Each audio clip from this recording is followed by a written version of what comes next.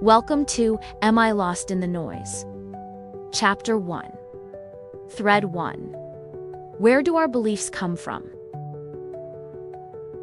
The focus of this thread is about two things: figuring out what you believe and where those beliefs actually came from. That's it, not how they make you feel, not whether they're noble or messed up. Just name the belief and trace it back to where it started. We're not cleaning house yet. We're just turning the lights on. Let's get something straight right out of the gate. You probably think you're a free thinker. And hey, maybe you are. You might be sharp, independent, even a little rebellious. You've said things like this before, haven't you? I don't care what people think. I make up my own mind. I'm not like everyone else. Hell, I'm not like anyone else. I used to say the same things. I thought I was walking around with this handcrafted belief system. No outside ingredients, all original recipe. But here's the twist I didn't see coming, and you probably won't love hearing. Most of what we believe didn't come from us. It came to us. Before we even knew what a belief was, we were already full of them. Not because we chose them, but because we absorbed them. One rerun, one rule, one overly dramatic eye roll at a time. We weren't building our belief systems. We were downloading them. They didn't show up like strangers ringing the doorbell with a flyer in their hand. They slipped in quietly, dressed up in repetition. At this point in time, you're probably full of other people's voices. Their fears, rules, expectations, traditions, survival strategies, etc. There's a reason people say repetition is the mother of learning, but let's be honest, it's also the mother of programming. From the moment we could sit still, we were taught to recite, repeat, remember. Sight words, times tables, pledges with our hands over our hearts. The more we heard it, the deeper it sank in. Not because it was true, but because it was familiar. If you hear something enough times, it stops sounding like a suggestion and starts parading around like common sense. Familiar gets mistaken for fact. Eventually, it's not just a thought, it's the lens you view and judge the world through. Don't act like you've never judged somebody with that lens before. We all have. Most of us don't even realize we're wearing it. That's how deep it goes. Quiet, rehearsed, automatic. All of this really matters, because if we don't know where something came from, or if we don't realize that we inherited it instead of forming it on our own, how can we know if it's even ours to begin with? Without this process, we all just continue to live and make choices based on someone else's influence, instead of knowing where we actually stand at our core. Let's be clear though. This book isn't about achieving perfection. This book isn't about purging your past or proving anyone wrong. This book isn't about convincing you that you're broken so you'll buy my book to repair yourself. You're not broken. So if that thought is living for free in your mind, please start charging it rent. This book isn't about blaming the people who raised us. Most were doing the best they could with the cards they were dealt, but best intentions don't cancel out deep conditioning. Just because someone meant well doesn't mean what they passed down to you was actually the truth. It is about self-awareness. It's about becoming fully accountable for who you are and how you treat the world around you. This is where we start tugging at our threads gently, but on purpose. We're not blaming, we're noticing. And noticing is where everything starts to feel more authentic and freeing. In my experience, the more honest we become with ourselves, the more naturally that honesty extends into the world around us.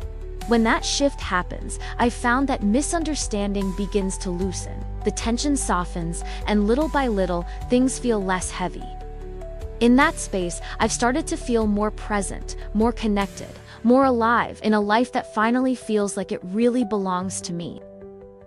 I can say all of this as someone who's had to face her own hand-me-down beliefs. I spent a long stretch of my life as a single parent, and I wore my toughness and attitude like armor. Not because I wanted to, but because I felt I had to. I needed my kids to see strength when I was barely holding it together. I wasn't Mother of the Year, nor did I ever feel like I was qualified to wear that sash and crown.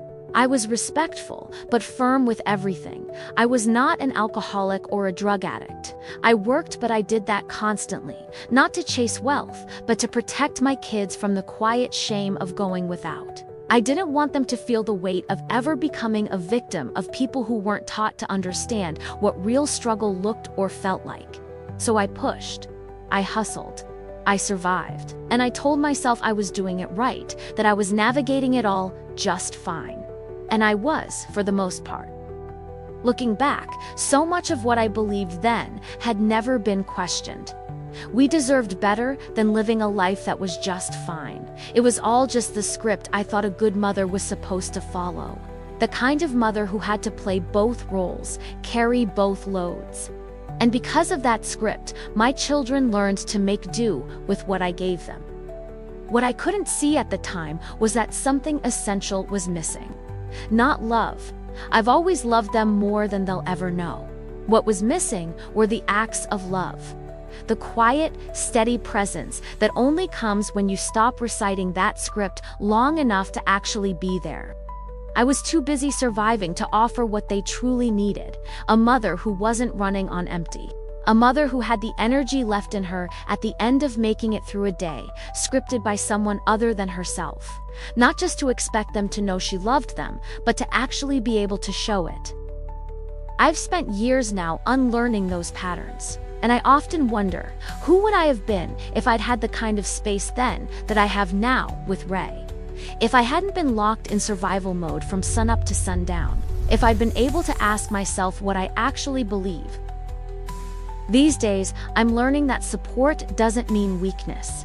Softness doesn't mean failure, and mistakes don't define us. They refine us. If I'd been able to step back and quietly sort through what really made me me back then, I think I would have shown up as a better mother. Maybe a gentler daughter, but most definitely a much fuller version of myself than what my script allowed me to be, back when I didn't take time to question its validity. I'm not bitter about the exceptionally difficult path I took, though. Our paths are chosen by us in the sense that we chose not to question what we were handed. So yeah, self-inflicted. But I've come to hold every sharp edge and broken moment with a strange kind of gratitude. That's because if these words help you, if they help even just one person feel less alone, even for just a second, if they spark a question you might not have asked otherwise, then it all mattered. That makes it well worth every step I took across all those proverbial hot coals. Because I believe that our purpose in life is to leave the world a little better than it was when we entered it. So let's begin. Not by fixing, not by assigning blame, not by fighting, but by transforming into the most authentic version that you deserve to be. That starts when you give yourself permission to answer two little questions. What are my beliefs? Where did they come from? Not how they make you feel, not whether they're right or wrong, just what they are and who handed them to you. We're not deciding what stays or goes, not yet. We're just noticing what's there. This is simply the first pull. You should be seeing the activity page now. Grab a sheet of paper and take your time working through it. This one's just for you. When you're done, let it sit with you. Reflect on it over the coming days. Thread 2 is on its way, and when it drops, everything you thought you understood about yourself might shift. Until then, my friends, please do it all. Like, comment, share, and follow Bandurka GIFs on other social media platforms, as well as where you stream your music. And don't forget, my friends, to seek truth about the truth.